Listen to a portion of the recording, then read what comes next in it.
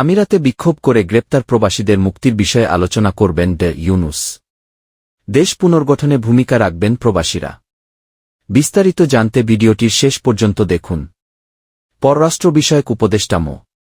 তৌহিদ হোসেন বলেছেন, প্রধান উপদেষ্টা অধ্যাপক ড মুহাম্মদ ইউনূস দেশে সাম্প্রতিক বৈষম্যবিরোধী ছাত্র আন্দোলন চলাকালে আটক ও দণ্ডিত প্রবাসী বাংলাদেশিদের মুক্তির বিষয়ে সংযুক্ত আরব আমিরাতের ইউএই শীর্ষ কর্মকর্তাদের সঙ্গে আলোচনা করবেন।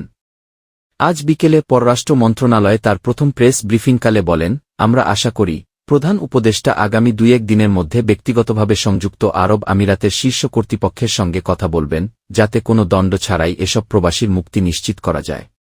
তিনি বলেন, পররাষ্ট্র মন্ত্রণালয় এ আলোচনার পর আটক প্রবাসীদের আরও সহায়তা প্রদান অব্যাহত রাখবে। বাংলাদেশে বৈষম্যবিরোধী ছাত্র আন্দোলনের সমর্থনে বেশ কয়েকটি দেশে বিক্ষোভ হয়েছে। সংযুক্ত আরব আমিরাত এমন বেশ কয়েকজন কর্মীকে আটক করেছে, এমনকি কারাদণ্ড দিয়েছে। তৌহিদ হোসেন বলেন, আমরা নিবিড়ভাবে পরিস্থিতি পর্যবেক্ষণ করছি এবং এসব ব্যক্তি যাতে অযথা ক্ষতিগ্রস্ত না হয় তা নিশ্চিতে সর্বাত্মক চেষ্টা করছি। উপদেষ্টা প্রবাসীদের মুক্তি নিশ্চিতে সম্ভাব্য সবকিছু করার জন্য অন্তর্বর্তী সরকারের প্রতিশ্রুতি পুনর্ব্যক্ত করেন। দেশ পুনর্গঠনে ভূমিকা রাখবেন প্রবাসীরা। কোটা সংস্কার বৈষম্যবিরোধী ছাত্রজনতার আন্দোলন ঘিরে দেশে অস্থিতিশীল পরিবেশের সৃষ্টি হয়েছিল।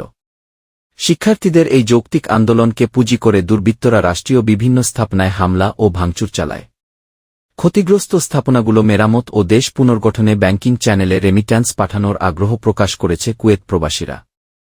আন্দোলনে ছাত্রজনতার বিজয় উদযাপনে কুয়েতে বাংলাদেশি প্রবাসীদের মিষ্টি বিতরণ করতে দেখা যায়। দেশের সংকটকালীন পরিস্থিতি মোকাবিলায় রিজার্ভ বৃদ্ধিতে বিশ্বের বিভিন্ন দেশে অবস্থানরত প্রবাসীদেরও বৈধপথে রেমিট্যান্স পাঠাতে অনুরোধ জানান তারা। এ সময় বৈষম্যবিরোধী আন্দোলনে শহীদদের রুহের মাগফিরাত ও আহতদের সুস্থতা কামনা করেন প্রবাসী। এছাড়াও আরব আমিরাতে আটক প্রবাসীদের মুক্তি, প্রবাসীদের মরদেহ সরকারি খরচে প্রেরণ ও যাতায়াতে বিমানবন্দরে হয়রানি, সরকারি বিভিন্ন দপ্তরে হয়রানি বন্ধ এবং বিমানের টিকিট সিন্ডিকেট বন্ধে দ্রুত উদ্যোগ গ্রহণে অন্তর্বর্তী সরকারকে অনুরোধ জানান কুয়েত প্রবাসীরা।